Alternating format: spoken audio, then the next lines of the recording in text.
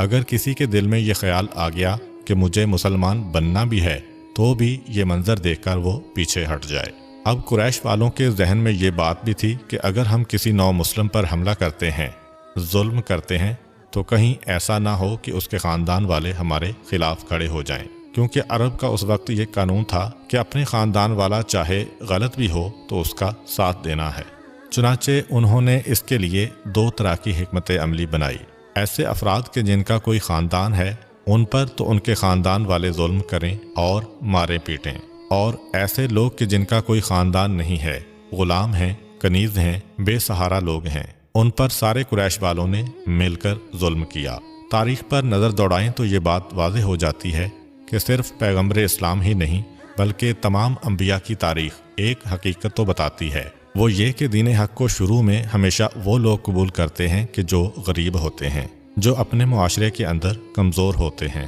پیسے والے، دولت والے اور خاندان والے بہت کم اس کو قبول کیا کرتے ہیں۔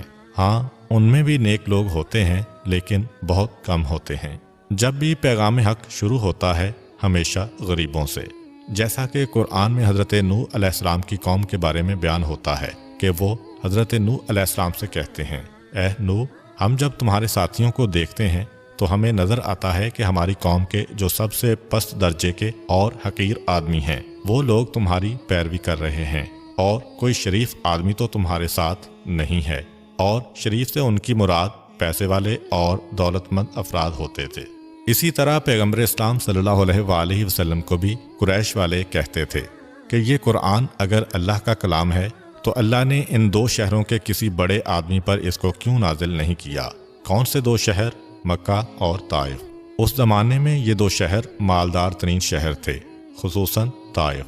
طریقہ یہ تھا کہ مکہ چونکہ بڑا گرم شہر تھا اور بہت ہی زیادہ بنجر شہر تھا، سبزہ نہیں ہے، باغات نہیں ہیں، کھیتیاں نہیں ہیں، تو جو پیسے والے تھے، جن کے بڑے بڑے کاروبار تھے، ان کی دکانیں تو ہوتی تھیں مکے میں، کوٹھیاں ہوتی تھیں طائف میں۔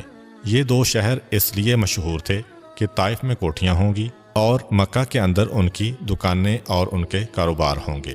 تو وہ کہتے تھے کہ اگر اللہ یہ کلام نازل کرتا تو کسی بڑے آدمی پر نازل کرتا، اور بڑے آدمی سے مراد پیسے والا، دولت والا، کوٹھی والا، بنگلے والا، جس کا اکاؤنٹ بہت بڑا ہو۔ تو ہر نبی کے مخالفوں نے یہی کہا کہ بڑے آدمی تو آپ کے ساتھ نہیں ہیں، اور جو کمتر، پست اور بے سہارا لوگ ہیں وہ آپ کے ساتھ ہیں۔ تو یہی نبی کریم حضرت محمد صلی اللہ علیہ وآلہ وسلم کے ساتھ ہوا کہ شروع میں آپ کے سارے ساتھی چند لوگوں کو چھوڑ کر